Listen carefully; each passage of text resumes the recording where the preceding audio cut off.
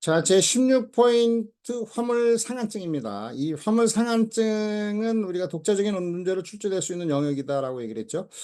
조문의 경우에는 이제 우리가 128조부터 133조에 관한 규정이 나와 있고, 이 조문만 잘 기억하고 거기 나온 어떤 약간의 설명을 이해하면 시험에 나와서 틀릴 일은 없죠.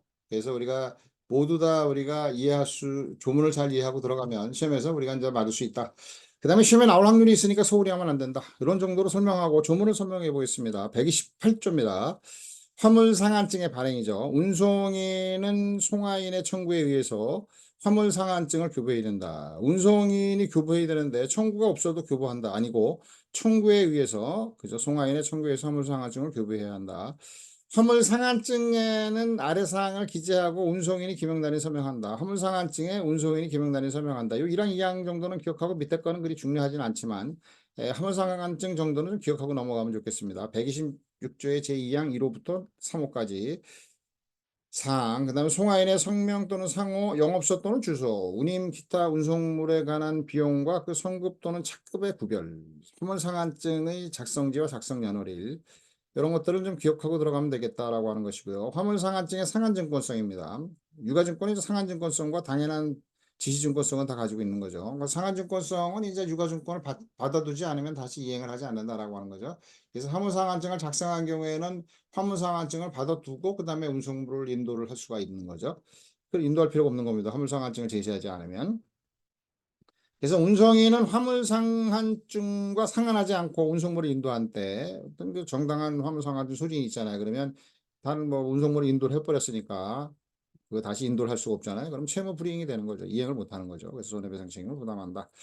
많은 얘기고요. 그 다음에 이제 화물상한증의 당연한 지시증권성에 관한 문제입니다. 이 지시증권성이라고 하는 거는 앞서서 설명했지만 유가증권의 경우는 배수와 교부에서 권리가 이전되고 그다음에 이제 우리가 배속 교부에 의해서 이루어지는 게 이제 어음수표에서 이제 나타나는 어떤 부분들이잖아요. 그래서 모든 어떤 유가증권이 수취인을 기재했을 때는 이제 배수에서 권리가 이전되고 수취인을 기재하지 않은 무기명 증권, 그죠? 수표의 경우에서는 수취인의 기재 사항이 유익적 기재 사항이잖아요. 따라서 무기명 증권 소지인 출급식으로 발행하는 경우가 많고 이 소지인 출급식 무기명 증권에는 교부에서 권리가 이전된다.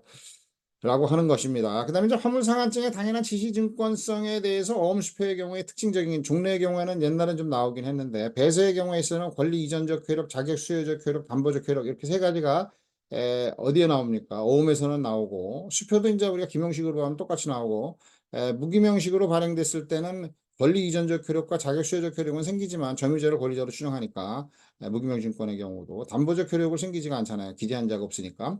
이제 그런 것들이 이제 기억해야 되는데 우리가 기명식으로 발행된 화물상한증이나 참고증권 같은 경우에 있어서 유가증권이잖아요. 배서에 의해서 권리가 이전될 수 있는 어떤 부분인데 그 배서에 의해서 권리가 이전 된다고 해도 담보적 효력이 안 생기는 거예요. 담보적 효력이라고 하는 건 어무수표만 생긴다. 화물상한증의 경우에도 배서에서 권리가 이전되는 경우, 그죠? 당연히 담보적 효력이 생긴다. 피담보 배서인이 그러니까 권리자가 나중에 그죠? 배서에서 의한 배서인에 대해서 상한 청구권을 행사할 수 있다라고 하는데 그런 거 없습니다. 그런 게 없다라고 하는 거죠. 어음수표에만 발행된다라고 하는 것을 기재하면 되겠고요. 당연한 지시증권성 배서에서 권리가 이전된다. 라고 하는 것이죠. 자, 한번 다시 읽어보겠습니다. 화물상한증은 기명식인 경우에도 배서에 의해서 지시식이 아니고 기명식이라도 배서에 양도할 수 있다. 그러나 화물상한증의 금지, 그죠? 배서를 금지하는 뜻을 기재할 때는 배서에 의해서 권리를 이전할 수 없다. 그 다음에 이제 화물상한증의 기재 효력, 요게 이제 2010년대에 나온 기재 새로 이제 정한 부분인데요. 요게 이제 문헌증권성을 강조한 내용이긴 합니다. 그래서 이런 131조가 굉장히 중요한 것들이 하나고 여러분들은 꼭 기억하고 들어가야 되는 거죠. 자, 128조에 따라서 화물상한증이 발행된 경우에요. 화물상한증이 발행되면 운송인과 송화인 사이에 화물상한증에 적힌 대로 운송계약이 체결되고 운송물이 수령된 것으로 추정한다. 이 추정한다 이렇게 요거 본다 이렇게 하고 뭐 간주한다 이렇게 나오긴 했는데 간주는 이제 우리가 그 본다나 간주나 의제나 똑같은 거예요. 의지한다 그래도 맞는 거고 간주한다 그래도 맞는 거고 사실은 본다 이렇게 돼 있네요. 본다 그러면 틀리는 거죠 여기서는. 우리가 추정한다라고 하는 것이고요. 그 다음에 화물상한증은 선의로 취득한 소진에 대하여 운송인은 화물상한증에 적힌 대로 운송물을 수령한 것으로 보고 본다죠 여기는 보고 추정한다 그러면 틀리죠. 것으로 추정하고 그러는데 보고 화물상하증이 적힌 바에 따라 운송물로 책임을 진다. 뭐 앞서 설명하지 않고 뭐 우리가 시험에 내용들이 잘 나오지도 않고 이런 이론들이 얘기를 안 하니까 이제 그냥 넘어가는데 통상 이제 보면은 좀 상식적으로 법 상식으로 이제 보면 추정한다라고 하는 거하고 본다 규정이라고 하는 것은요 차이가 나는 겁니다. 본다 규정이라고 하는 것은 법률 효과가 확정된 거고요. 그 다음에 추정하는 어떤 규정을 두는 경우에 있어서는 법률 효과가 확정되지 않고 반대 입증을 해가지고 법률 그 효과가 수정되는 그 뭐니까 정리가 되는 거죠. 고쳐지는 수정된다고 봐야죠. 그래서 수정될 수가 있다라고 하는 거죠. 예를 들면 이런 겁니다.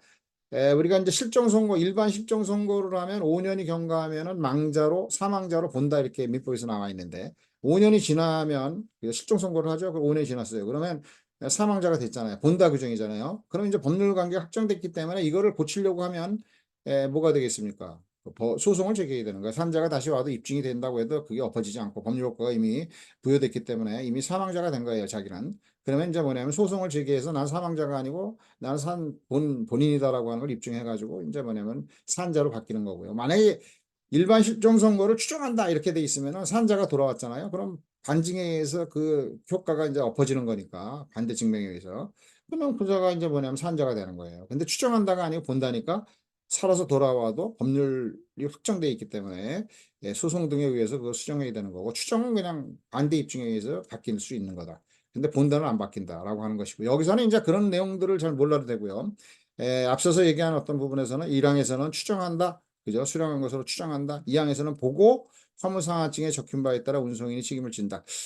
이 보고가 굉장히 중요하죠. 우리가 법률 효과가 안 뒤집어지니까 그렇게 잘 기억을 해두고 131조가 좀 우리가 문헌증권성을 강조한 내용이다 이렇게 기억을 하고요. 뭐 그런 것까지 옛날에 좀 나왔었는데 그럴 필요가 없고 132조를 보겠습니다. 화물상한증을 작성한 경우에는 운송물에 관한 처분증권성이죠. 화물상한증으로 해야 한다. 뭐 이것도 그대로 외워야 되는 거죠.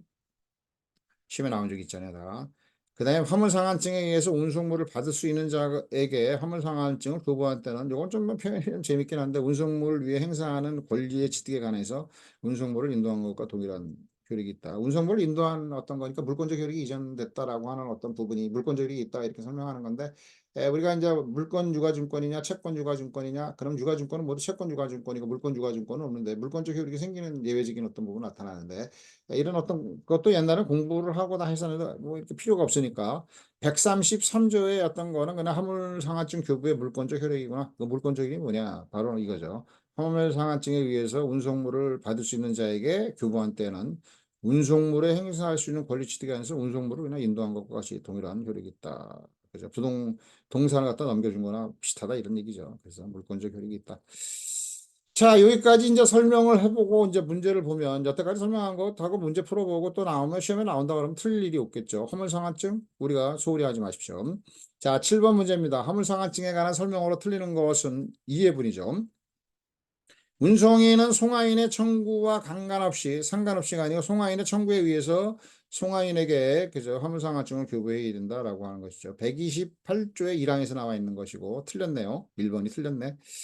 자, 2번 문항입니다. 화물상한증을 작성한 경우에는 이와 상관하지 아니하며 운송물 인도를 청구할 수가 없다라고 하는 것이죠. 요거는 이제 우리가 129조에서 나와 있고 상한증권성.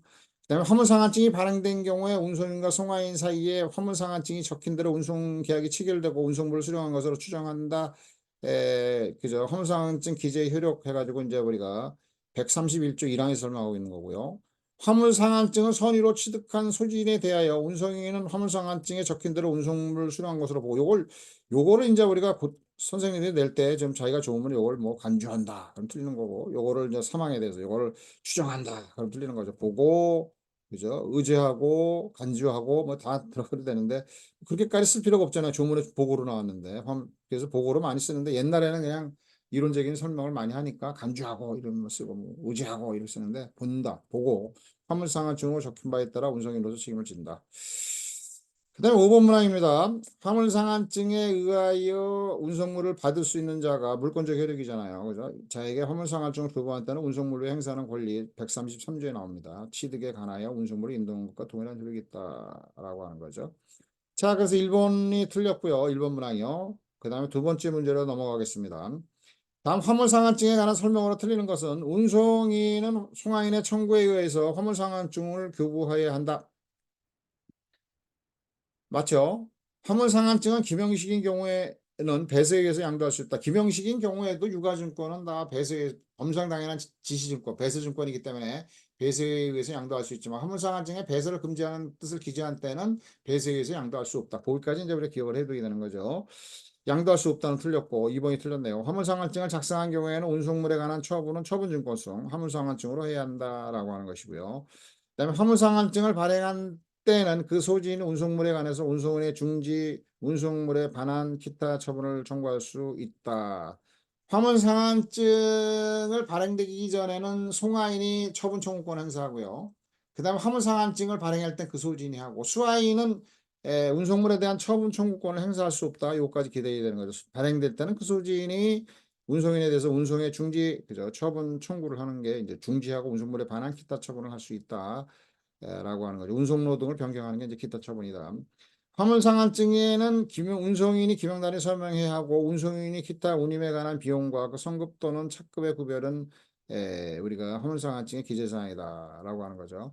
우리가 이제 화물상환증의 128조에 보면은 이제 1항에 대해서는 이제 그 송화인의 청구에 의해서 운송인이 교부해야 되는 거고 화물상환증에는 이제 우리가 아래 사항을 적고 이렇게 나오잖아요. 아래 사항을 적고 거기에 대해서 이제 뭡니까? 그 이제 그 법정사항을 기재하고 그다음에 김영란이 서명해야 된다. 운송인이 김영란이 서명해야 되는 거죠.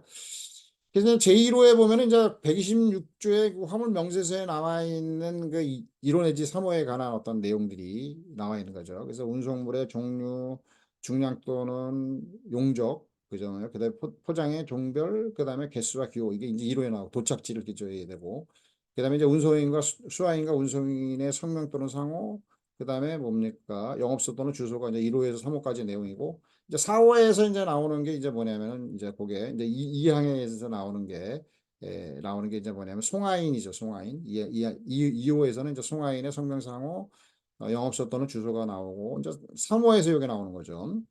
2항의 3호에서 보면은 운송인이 서명하고 이제 운임 기타 운송물에 관한 비용과 그 성급 또는 운임 기타 운송물에 관한 비용과 그 성급 또는 착급의 구별은 화물상환증의 기재사항이다. 그다음에 화물상환증이나 화물명세서나 기재하면은 작성지와 작성 그 연월일을 이제 기재하도록 하고 있죠. 마지막으로 되어 있는 것이고요. 자, 그래서 128조 2항의 제 3호에서 이제 설명되고 있는 내용이다. 이런 것들도 이제 화물상환증의 정도에서 나와 있는 내용들을 좀 기억하고 들어갔으면 좋겠다라고 하는 것 때문에 이렇게 내봤고요. 자, 두 문제 풀어보고요. 문제 다 풀어봤죠. 이렇게 풀어보고 그다음에 다음은 이제 여객 운송인에 대해서 설명하고 여객 운송인으로 넘어가 보겠습니다. 여기까지 설명하고 다음으로 넘어가 보죠.